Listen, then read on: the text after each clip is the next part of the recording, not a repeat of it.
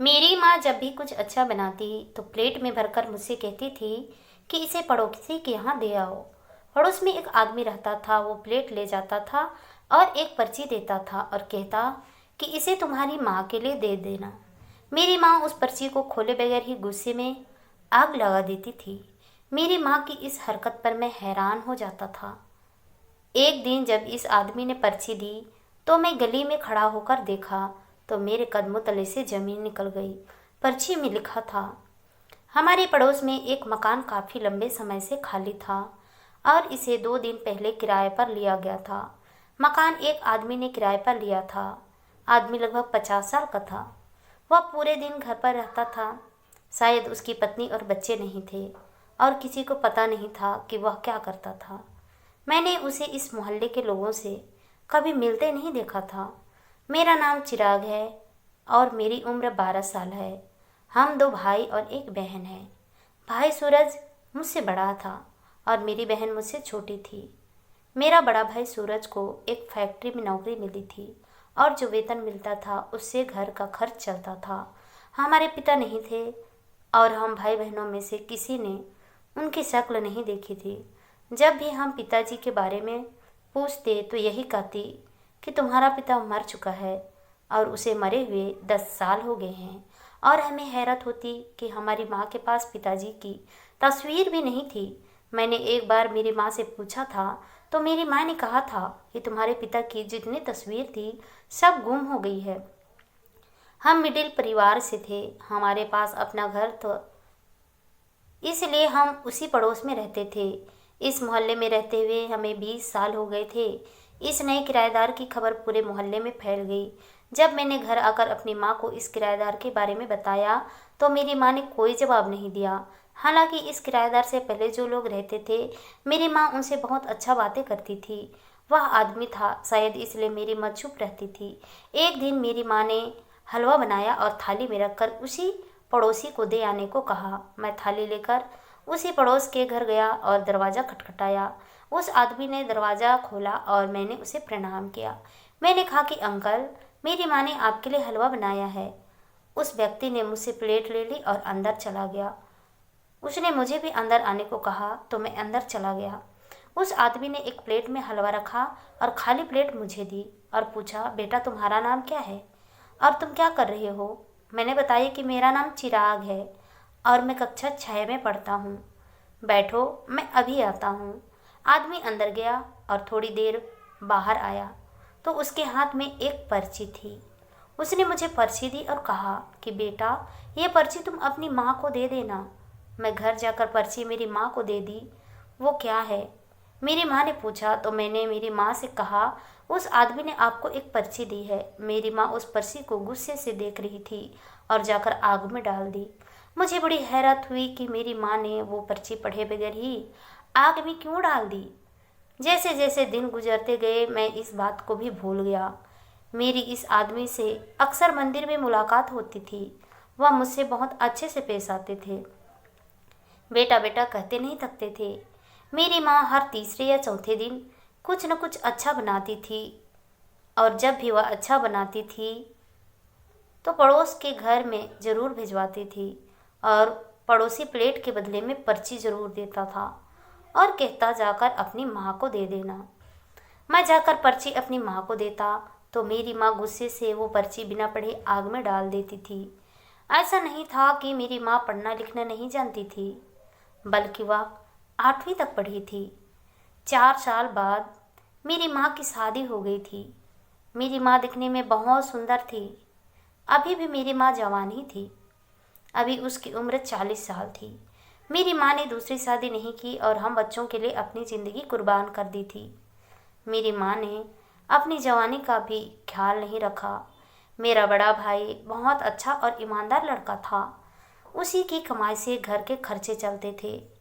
बड़ा भाई कभी भी उस पड़ोसी से मुलाकात नहीं हुई थी। बड़ा भाई फैक्ट्री से आने के बाद घर में ही होता था। मेरी माँ बहुत अच्छी थी और हमने भी कभी भी बेवजह जिद नहीं की थी। आज छुट्टी का दिन था, इसलिए माँ ने नाश्ते में हलवा पूरी बनाई थी। आज भाई भी घर में थे। मेरी माँ ने प्लेट भर हलवा दिया और कहा कि बेटा जा, पड़ोस वाले घर में दे आ। मैं प्लेट लेकर पड़ोसी के घर चला गया और पड़ोसी को दिया। उस आदमी ने प्लेट रख लिया और प्लेट खाली कर मुझे एक पर्ची दिया और कहा कि जाकर अपनी माँ को दे देना। मैंने सर हिलाया और पर्ची मेरी माँ को दे दी। मेरी माँ ने पर्ची देखते ही माचिस निकाली और उसे आग के हवाले कर दी। मैं अपनी माँ से पर्ची जलाने की वजह पूछने ही वाला था कि मेरी माँ हलवा पूरी किसी और घर देने के लिए भिजवा दिया और मुझे पूछने का मौका ही नहीं मिला। बाद में आने के बाद मैं पूछना भूल गया, लेकिन मन में ज़रूर था कि एक दिन इस पर्ची के बारे में ज़रूर पूछूंगा कि वह पर्ची पढ़े बगैर ही क्यों जला देती है। एक रात मैं पानी पीने के लिए उठा तो आधी रात को मेरी माँ को पूजा पाठ करते देखा। वह रो रो कर भगवान से प्रार्थना कर रही थी। मैंने कान लगाकर सुनने की कोशिश की, लेकिन कुछ सुनाई नहीं दिया। मैं पानी पीने के बाद सोने के लिए चला गया, लेकिन मुझे नींद नहीं आ रही थी। मुझे मेरी माँ की चिंता हो रही थी। अब मैं मेरी माँ को रोज़ आधी रात को पूजा पाठ करते हुए देखता था। आधी रात को मेरी माँ ना जाने भगवान से क्या मांगती थी। एक दिन मुझे लगा कि मेरी माँ से पूछूं कि माँ, अब भगवान से रो रो कर क्या मांगती हो। लेकिन मैं माँ को दुखी नहीं करना चाहता था, इसलिए नहीं पूछता था। अब की बार मैंने सोच लिया था कि वो पड़ोस वाले अंकल जब मुझे पर्ची देगा तो उसे ज़रूर खोलकर देखूंगा कि उसमें क्या लिखा है। एक दिन मेरी माँ ने खीर बनाई और कहा कि मैं अपने पड़ोस में दे आऊँ। मैं पड़ोसी के घर देने चला गया। आज मैंने तय कर लिया था कि अगर यह पड़ोसी मुझे पर्ची देगा तो मैं इसे ज़रूर खोलकर देख लूँगा। आज भी उस पड़ोसी ने पर्ची दिया और कहा कि अपनी माँ को दे देना, तो मैं फिर सर हिला दिया। मेरे दिल की धड़कन खुद ब खुद बढ़ गई थी और मेरे हाथ कांपने लगे थे।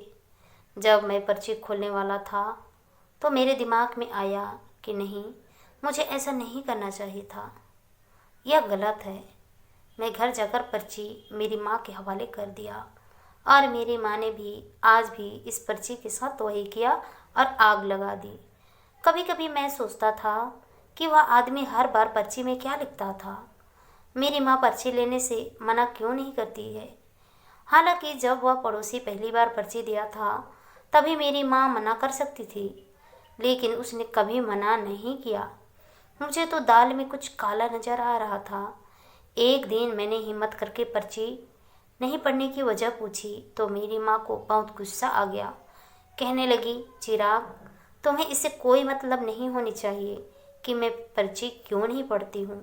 खबरदार, तूने दोबारा इस तरह की बातें की तो तुमसे कोई भी सवाल नहीं पूछ सकते, क्योंकि तुम मेरे बेटे हो। माँ की डांट से मैं एकदम से घबरा गया।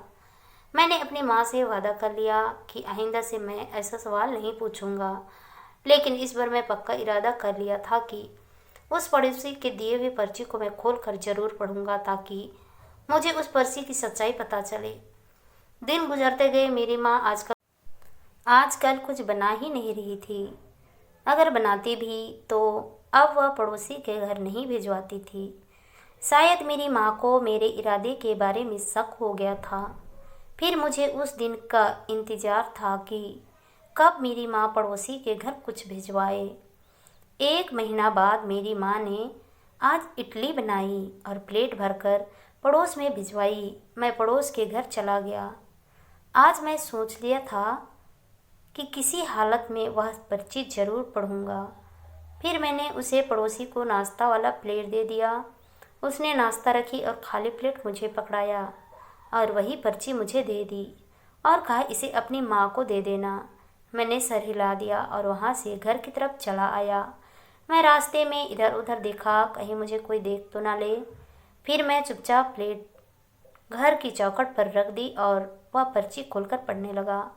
मेरे दिल ने कहा कि तुम यह गलत कर रहे हो, लेकिन दिमाग ने कहा कि दाल में ज़रूर कुछ काला है। अपना शक दूर करने का यही एक तरीका है। मैंने पर्ची खोल दी। उस पर्ची में बॉल पेन से कुछ लिखा हुआ था। पर्ची उल्टी थी तो मैंने पर्ची सीधी की और पढ़ने लगा। उसमें जो लिखा था उसे देखकर तो मेरे कदमों तले से ज़मीन निकल गई। इस पर्ची में सिर्फ एक ही लाइन लिखी गई थी, प्लीज़ कमला, मुझे माफ़ कर दो। कमला मेरी माँ का नाम था। वह कौन सी बात की माफ़ी मांग रहा था? वह आदमी कौन था और इस आदमी का मेरी माँ से क्या ताल्लुक था? मेरे दिमाग में बहुत सारे सवाल उठ रहे थे। मैं पर्ची वैसे ही मोड़कर घर चला गया और मेरे पहुंचने पर मेरी माँ कहने लगी, तुम्हें इतनी देर कैसी हो गई? क्या वह आदमी ने तुम्हें बैठा के रखा था? मैं हड़बड़ाते हुए कहा कि नहीं माँ, ऐसी कोई बात नहीं है। उन्होंने आपके लिए पर्ची दी है। मेरी माँ ने गुस्से से वह पर्ची लेकर आग में फेंक दी। मेरी समझ में कुछ भी नहीं आ रहा था। मेरा दिमाग घूम चुका था। शाम को उस पड़ोसी से मुलाकात हुई तो उसने पूछा कि बेटा, क्या उस पर्ची को तुमने अपनी माँ को दे दिया था? तो मैंने कहा हाँ अंकल, मैंने उसे मेरी माँ को दे दिया था, लेकिन मेरी माँ ने उस पर्ची को बिना पढ़े ही आग में जला दी थी। आपने मेरी माँ के लिए जितनी भी पर्चियाँ दी थी वह सभी पर्ची को मेरी माँ ने बिना पढ़े बगैर आग में जला दी थी। मेरी बात सुनकर उस आदमी के चेहरे पर उदासी छा गई थी और उसने एक ठंडी सांस ली। मैंने उससे पूछा, अंकल आप कौन हैं और आप मेरी माँ को कैसे जानते हैं? उस आदमी ने दोबारा ठंडी सांस ली और कहने लगा कि यह बात तुम अपनी माँ से पूछोगे तो ज़्यादा अच्छा रहेगा। मेरे अंदर माँ से बात करने की हिम्मत नहीं थी। अपने बड़े भाई से बात करने की सोची। मेरा भाई अपने घर में पढ़ाई कर रहा था। माँ पूजा पाठ कर रही थी। मैं बड़े भाई के पास जाकर सारी बात बता दी तो मेरे बड़े भाई के चेहरे पर गुस्सा आ गया और कहने लगा कि चिराग, तुम्हें शर्म नहीं आई इस आदमी के दिए हुए पर्ची को माँ के लिए देते हुए? अगर मोहल्ले वालों को पता चल जाता तो माँ की कितनी बदनामी होती। लोग हम पर थू थू करते। मेरा बड़ा भाई समझदार लड़का था। इससे यह बात बर्दाश्त नहीं हुई। मेरा बड़ा भाई गुस्से से उठकर कहने लगा कि मैं अभी इस आदमी को पूछता हूँ, उसकी हिम्मत कैसे हुई कि मेरी माँ को इस तरह की पर्ची देते हुए? मैं उसका मुंह तोड़ दूंगा। वह कौन है और वह हमारी माँ को पर्ची क्यों देता है? मैं अभी जाकर उसका मुंह तोड़ दूंगा। इतना कहकर मेरा बड़ा भाई गुस्से से बाहर चला गया। मेरी माँ ने जब मेरे बड़े भाई को गुस्से से बाहर जाते हुए देखा तो मुझसे पूछा कि क्या हुआ, तो मैंने सारी बात बता दी। मेरी माँ के चेहरे का रंग बदल गया। माँ ने उसे शांत करने की कोशिश की तो कहने लगा कि माँ, मैं ऐसे चुप नहीं रह सकता, मैं अभी जाकर उसका मुंह तोड़ दूंगा। मेरी माँ फौरन बोल पड़ी, क्या तुम्हें शर्म नहीं आएगी अपने बाप का मुंह तोड़ते हुए? माँ की बात सुनकर तो हम एकदम से चौंक गए थे। पूरी तरफ सन्नाटा फैल गया था। कुछ ही देर के बाद मेरे बड़े भाई ने कहा कि तुम यह क्या कर रही हो माँ? वह पड़ोसी हमारा बाप कैसे हो सकता है? आपने तो कहा था कि हमारा बाप बचपन में ही गुजर चुका है। यह आदमी हमारा बाप कैसे हो सकता है? मेरी माँ की आंखों में आंसू आ गए और कहने लगी, हाँ बेटा, तुम्हारा पड़ोसी ही तुम्हारा सगा बाप है। मैंने तुम लोगों से झूठ कहा था कि तुम्हारा बाप मर चुका है, क्योंकि मैं दुखी थी इसलिए मैंने यह कह दिया था। जिस पर बीतती है ना वही जान सकता है। माँ सिसक कर रोने लगी। हमें बेचैनी हो रही थी।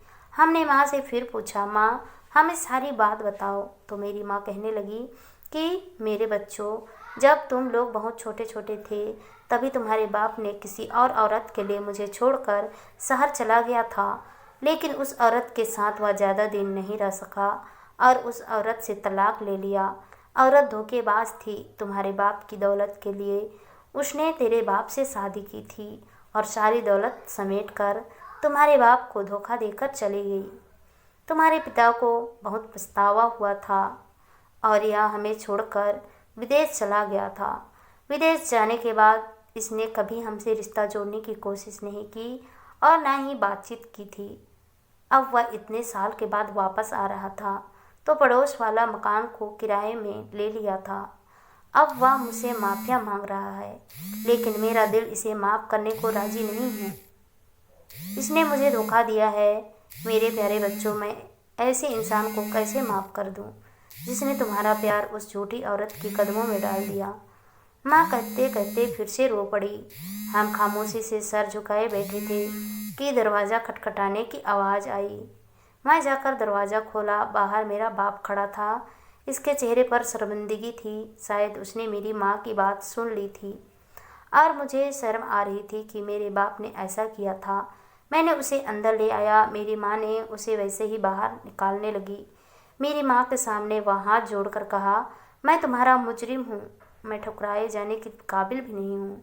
मैं तुम्हारे प्यार की कदर नहीं की। तुम्हारी जगह कोई और औरत भी होती तो ऐसा ही करती।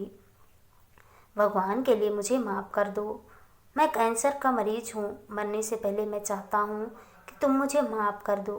भगवान भी मुझे कभी माफ़ नहीं करेगा। यह सुनते ही मेरी माँ तड़प उठी और मेरे पापा की तरफ बढ़ी। मेरे पिताजी सर झुकाए खड़े थे। मेरी माँ ने उन्हें माफ़ कर दी। अब हम अपने पिताजी के साथ रहते हैं और हम बहुत खुश हैं। मेरे पिताजी ने हम तीनों बच्चों को अपने सीने से लगा लिया। इतने साल के बाद पिताजी का प्यार पाने के बाद भी हम तीनों पिता का प्यार पाकर बहुत खुश थे और रो रहे थे। हमारे पिताजी हमारे साथ रहने आ गए और हम इन्हीं के साथ रहने लगे। इसलिए कहते हैं कि औरत का चक्कर जिंदगी बर्बाद कर देता है और बीवी के होते हुए जब कोई दूसरी औरत आ जाए तो इसका नतीजा भी बहुत भयानक निकलता है। आशा करती हूँ दोस्तों आप लोगों को ये कहानी पसंद आई होगी। कहानी पसंद आई कहानी को लाइक कीजिए, शेयर कीजिए, कमेंट कीजिए और ऐसे कहानी सुनने के लिए प्लीज़ हमारे चैनल को सब्सक्राइब जरूर कीजिए। तो चलिए दोस्तों मिलते हैं नेक्स्ट किसी नई कहानी के साथ। तब तक के लिए बाय बाय। अपना ख्याल रखिए।